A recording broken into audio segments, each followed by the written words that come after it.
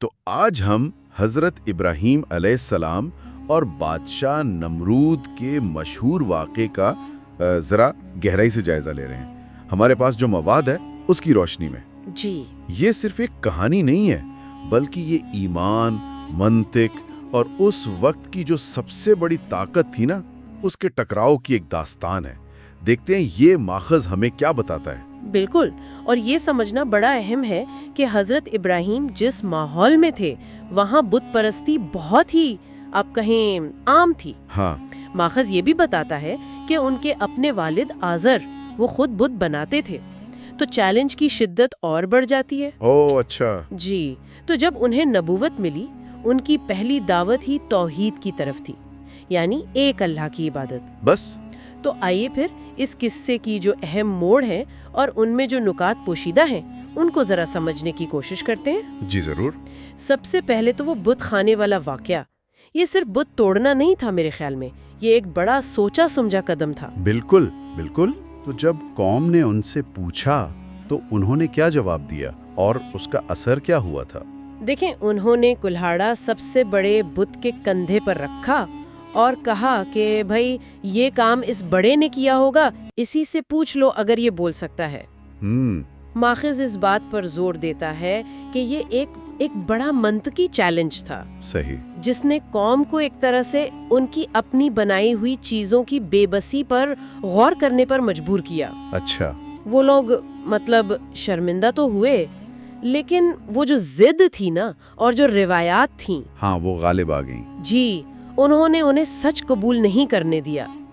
یہ دکھاتا ہے کہ کبھی کبھی بالکل واضح دلیل بھی وہ گہری جڑوں والی عادتیں نہیں بدل پاتی۔ یعنی منطق سامنے تھی، لاجواب بھی ہو گئے، مگر اپنی روش نہیں بدلی۔ ایسا ہی ہے۔ پھر یہ معاملہ پہنچا اس وقت کے سب سے بڑے حکمران نمرود تک، جو خود کو خدا کہلاتا تھا۔ جی ہاں، دربار میں جو مکالمہ ہوا وہ تو بہت ہی اہم ہے۔ بہت اہم۔ جب ابراہیم علیہ السلام نے کہا کہ میرا رب وہ ہے جو زندگی دیتا ہے اور موت دیتا ہے، تو نمرود نے، آپ دیکھیں، فوراً اپنی طاقت دکھانے کی کوشش کی۔ اس نے ایک قیدی کو قتل کروا دیا اور دوسرے کو چھوڑ دیا، یہ دکھانے کے لیے کہ بھئی یہ طاقت تو میرے پاس بھی ہے۔ اچھا، یعنی وہ بحث کا رخ موڑنا چاہ رہا تھا۔ بالکل۔ ماخذ یہاں نمرود کی نفسیات کی طرف اشارہ کرتا ہے، وہ منطق سے ہٹ کر اسے طاقت کا کھیل بنانا چاہتا تھا۔ یہ بہت دلچسپ نکتہ ہے۔ تو ابراہیم علیہ السلام نے اس طاقت کے مظاہرے کا جواب کیسے دیا؟ انہوں نے تو بالکل ہی پانسا پلٹ دیا۔ بالکل، انہوں نے فوراً ایک ایسی دلیل پیش کی جو کسی انسان کے، کسی بادشاہ کے بس سے باہر تھی۔ کیا کہا انہوں نے؟ انہوں نے کہا میرا رب سورج کو مشرق سے نکالتا ہے، تو اسے مغرب سے نکال کر دکھا دے۔ سبحان اللہ۔ اب یہ ایک ایسی کائناتی حقیقت تھی صحیح۔ جس کا کوئی جواب نہیں تھا، کوئی جواب نہیں۔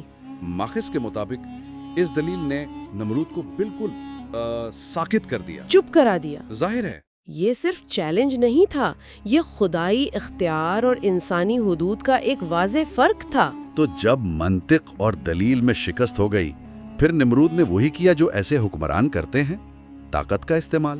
جی ہاں، ابراہیم کو آگ میں ڈالنے کا حکم دے دیا، اور وہ آگ، وہ کوئی معمولی آگ نہیں تھی، ہے نا؟ جی نہیں، بالکل نہیں۔ ماخذ بتاتا ہے کہ آگ اتنی بڑی، اتنی شدید تھی کہ کوئی اس کے پاس بھی نہیں جا سکتا تھا۔ اچھا، جی، ابراہیم کو دور سے وہ منجنیق ہوتی ہے نا، کیٹاپولٹ، اس کے ذریعے آگ میں پھینکا گیا۔ اللہ اکبر۔ لیکن یہاں پھر اللہ کا معجزہ ظاہر ہوتا ہے۔ قرآن میں واضح حکم ہے، قلنا یا نارو کونی بردن و سلامن علی ابراہیم۔ اے آگ، ابراہیم پر ٹھنڈی اور سلامتی والی ہو جا۔ جی بالکل۔ تو آگ کا سرد ہو جانا یہ صرف ایک معجزہ نہیں تھا، یہ نمرود کی طاقت کی مکمل نفی تھی، اس کے اختیار کی نفی تھی۔ یہ تو واقعی رونگٹے کھڑے کر دینے والی بات ہے۔ اتنی بڑی نشانی دیکھی نمرود نے، تو پھر کیا ہوا؟ کیا اس نے اپنی غلطی مانی؟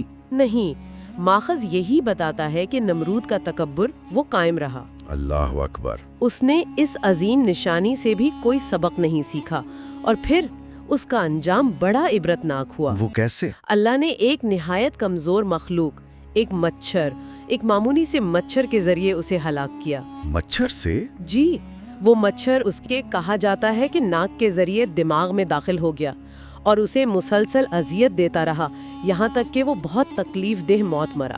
استغفر اللہ۔ یہ تکبر کرنے والوں کے انجام کی ایک مثال ہے، اور یہ کہ اللہ کی طاقت کے سامنے دنیاوی شان و شوکت کی کوئی حیثیت نہیں۔ تو اس پورے تجزیے سے جو اہم باتیں جو سبق ملتے ہیں وہ یہی ہیں کہ اللہ پر یقین کامل ہو تو وہ کبھی تنہا نہیں چھوڑتا۔ بالکل۔ منطق اور صبر یہ بہت بڑے ہتھیار ہیں، اور بڑی سے بڑی مادی طاقت بھی وہ خدائی طاقت کے سامنے کچھ بھی نہیں ہے۔ صحیح۔ اور تکبر کا انجام تو ہمیشہ برا ہی ہوتا ہے۔ بالکل درست فرمایا۔ اور اس سب کے بعد ایک سوال ذہن میں آتا ہے جس پر شاید ہمیں غور کرنا چاہیے کہ ایک فرد واحد، صرف ایک شخص، اس کا غیر متزلزل ایمان اور اس کی واضح منطق، وہ کیسے وقت کی غالب ثقافت، سماجی روایات کو اور اتنی بڑی مطلق العنان سیاسی طاقت کو چیلنج کر سکتی ہے؟ یہ گہری بات ہے۔ جی، یہ واقعہ ہمیں سوچنے پر مجبور کرتا ہے کہ اصل طاقت کا سرچشمہ کیا ہے؟ کیا وہ مادی وسائل اور اقتدار ہے، یا پھر اصول، سچائی اور یقین پر ثابت قدمی؟